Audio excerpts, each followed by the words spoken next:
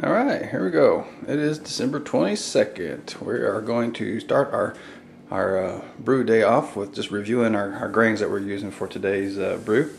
This time we're going to do a cream ale. It's an American ale, but the style known as a cream ale.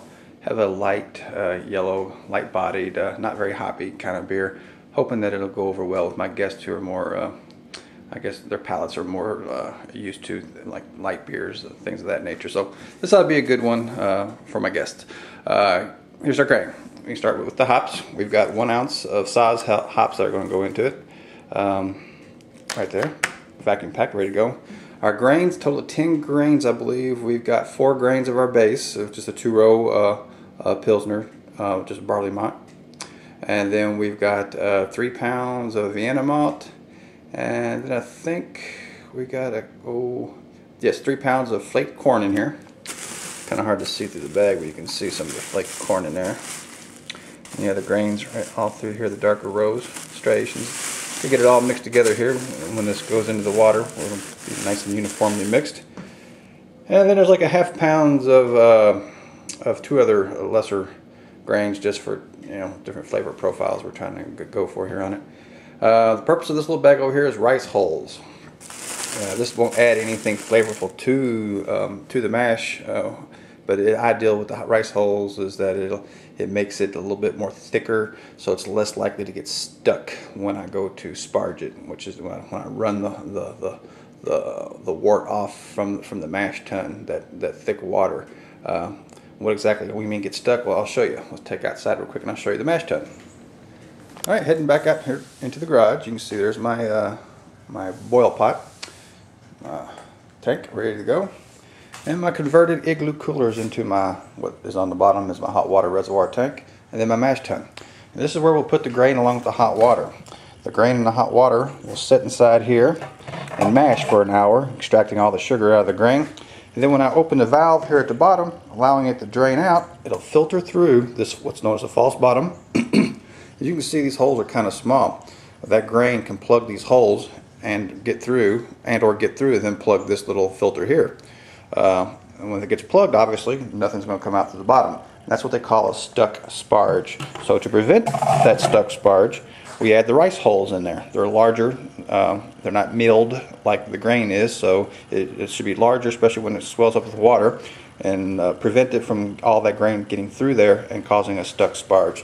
So we'll add that to our grist or to our mix just prior to actual starting the mash, and hopefully that will eliminate that stuck sparge. But that was one of the new things. It was my false bottom, so got a couple other new things that we'll demonstrate through this video here. So as I'm learning more about the homebrew process, I'm getting new and cooler tools to help me do it more efficiently and just better too. So that's it. We'll come back here in a minute and we'll get the hot water tanks preheating and the mash tun preheating and take it from there. What we're doing here next, I got a product known as pH stabilizer.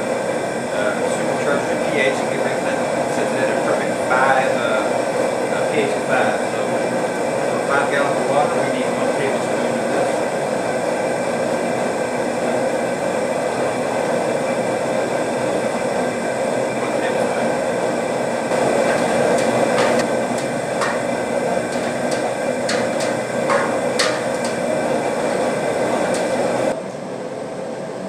Looks like we're about 164, so we're right on where we need to be for what's known as our striking water, which is what the water will dump onto the grist or the grain bed.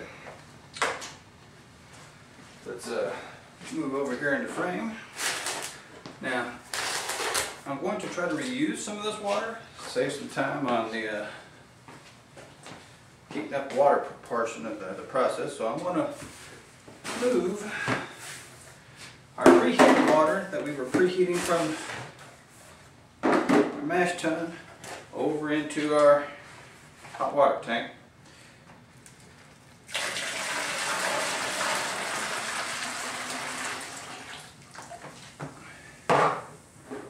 It hasn't been treated yet. I have the pH set to 5 yet, but it will here very soon. Now we're ready to start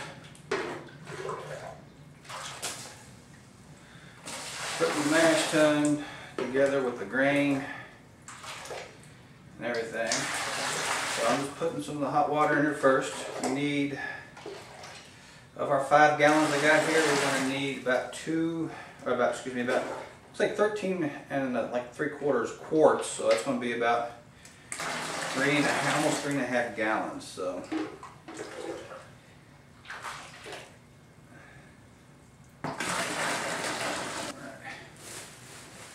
Adding the grains, not that complicated. I'm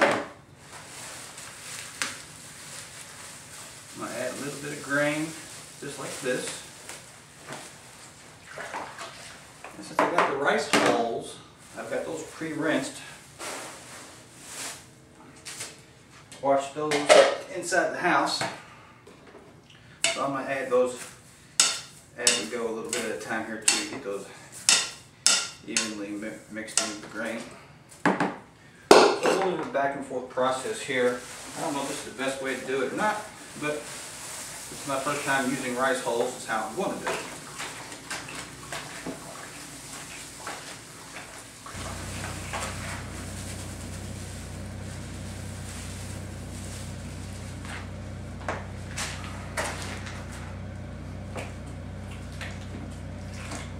Alright, nice soupy consistency here.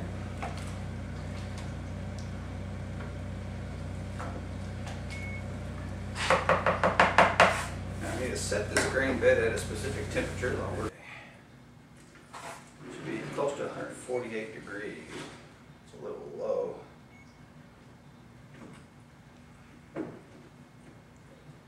Let's see what we're at here.